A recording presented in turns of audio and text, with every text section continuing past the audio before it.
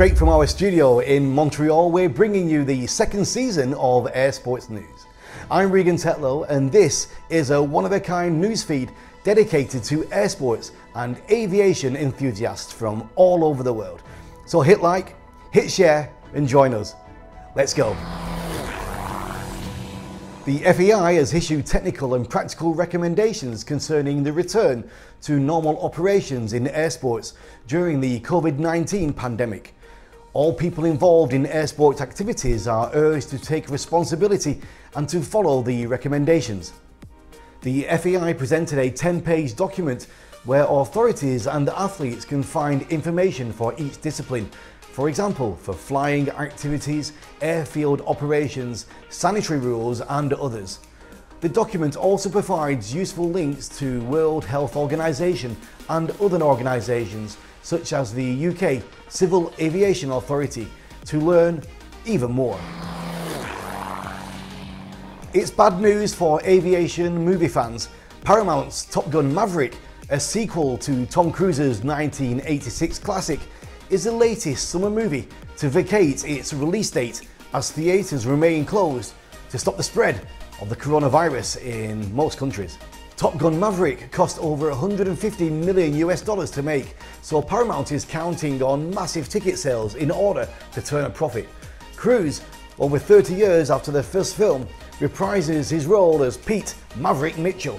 In the sequel, Cruise returns to flight school to train Top Gun graduates for a specialist mission. The new premiere date in many countries still remains unknown.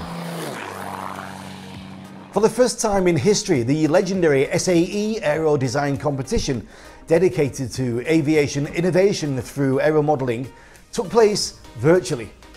Due to the pandemic, students from all over the world did not compete together in one place on the final round, but presented their aircrafts online.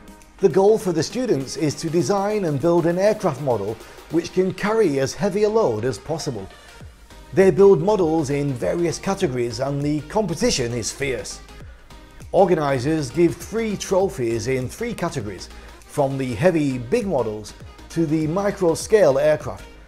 We're still waiting for the winner for this year's competition. The current news is the Warsaw University of Technology took second place this time. It's still not good news for airshow fans. In most countries, because of the COVID-19 pandemic, governments still don't want to allow mass-scale events, but pilots are still finding occasions to present great aircraft in flight. The Red Arrows and their French equivalent, the Patrol de France, soared over London a few days ago to mark 80 years since Charles de Gaulle's resistance broadcast to occupied France. The planes left RAF Brize Norton, Oxfordshire, and flew over Buckingham Palace just after 5 p.m. on Thursday. They also flew over Paris before making their way to London. And when it comes to attractive air displays, there are no better people to talk to about that than the Aero Superbatics Wingwalkers team. With wingwalking, a lot of the public who don't know much about it might imagine it's one person, one aircraft, in a harness, against a frame, quite static, just waving now and again. There's a lot more to it than that, isn't there? Kirsty, start us off. Tell me a bit more about what happens. Yeah, it's a little bit more immersive than that. In our display, so we have we have 6 aircraft. So we can fly up to 6 pilots, 6 girls, 6 aircraft. Our general display is just the 2 girls and 2 aircraft, but we fly in formation. So the aircraft does a whole aerobatics routine, so loops and rolls, and we can also climb around the aircraft in flight. We are attached at all times, so we are safe. We've got a cable, but also we can perform gymnastic moves on top of the wing.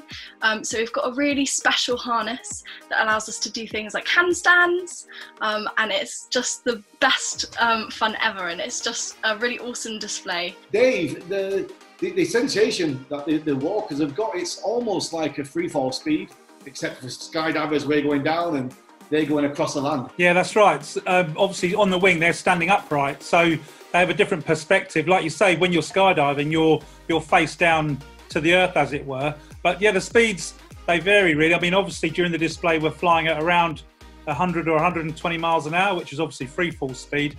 But for the loop at the beginning, we start off from 1,000 feet, and we're looking for about 160 miles an hour before we pull for the loop. So it's a little bit quicker than average skydiving. Yeah. What kind of G's are you putting there? Well, just for the initial pull when we dive for the loop, it's about 4G, but it's quite momentary. It's only for about 2 or 3 seconds. Okay. And then obviously we go from 4G to 0G upside down at the top. Kirsten, I was watching a video. You're in the Gobi Desert. That looks amazing. Oh yeah, that was probably one of my most favourite shows, if I'm going to be honest. It was very surreal, literally in the middle of the desert, like a long way. It was about an hour's drive to the site.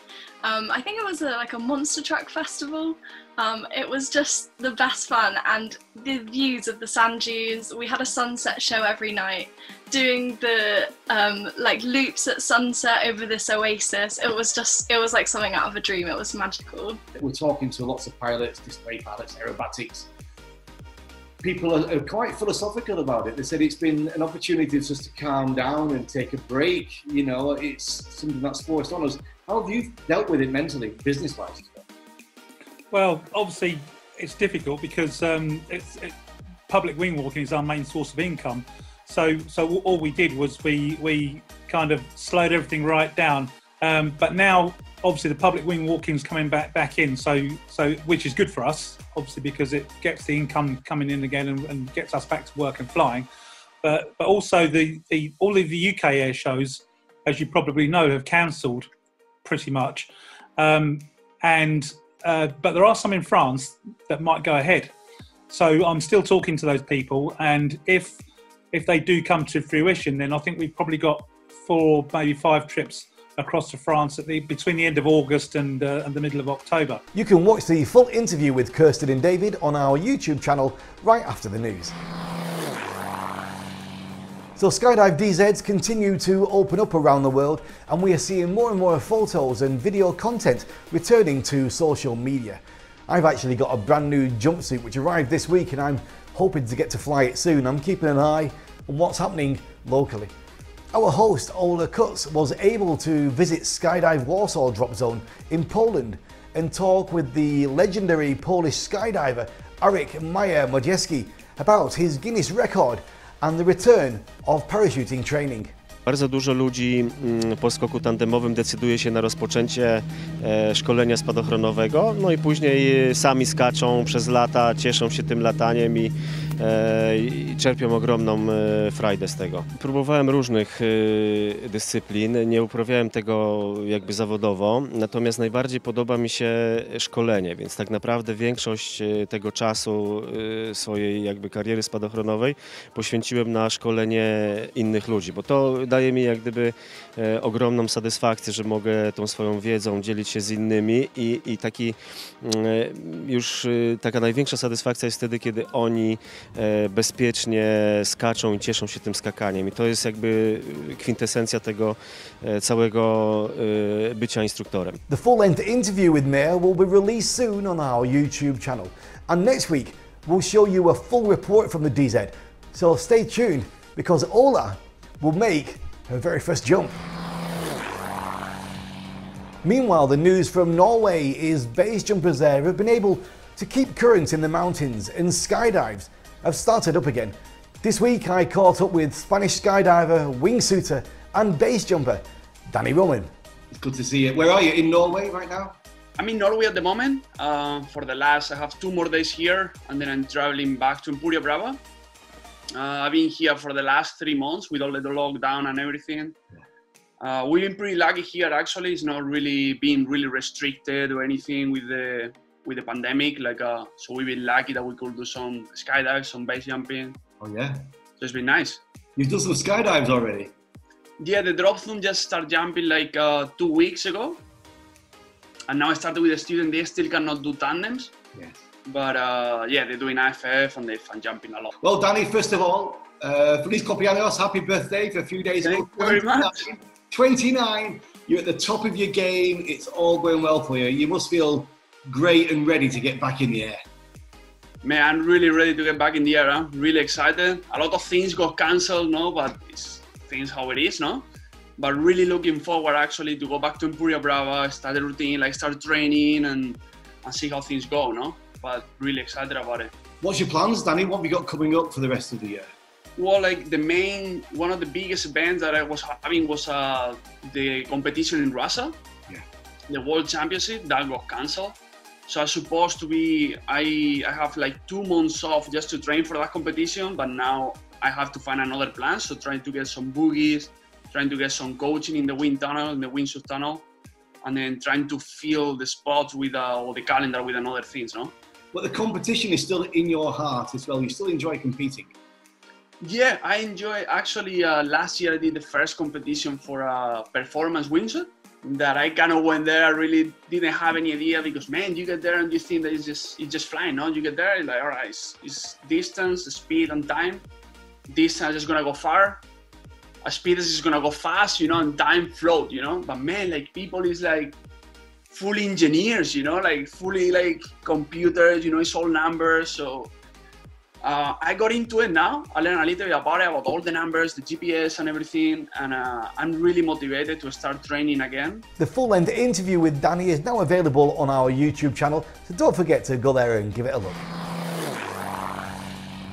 America-based Estol aircraft producers, the Cub Crafters Company, announced a few days ago they are seeking the certification for their unique NX Cub aircraft. The NX Cub is a backcountry airplane unlike any in the world, one that's convertible between nose gear and tailwheel configuration. The prototype of this aircraft was presented last year, but the producer wanted to check if the general aviation community will accept this kind of airplane on the market. The answer was a big yes, and until today more than 300 customers tested the XC Cub and have given their support to the idea.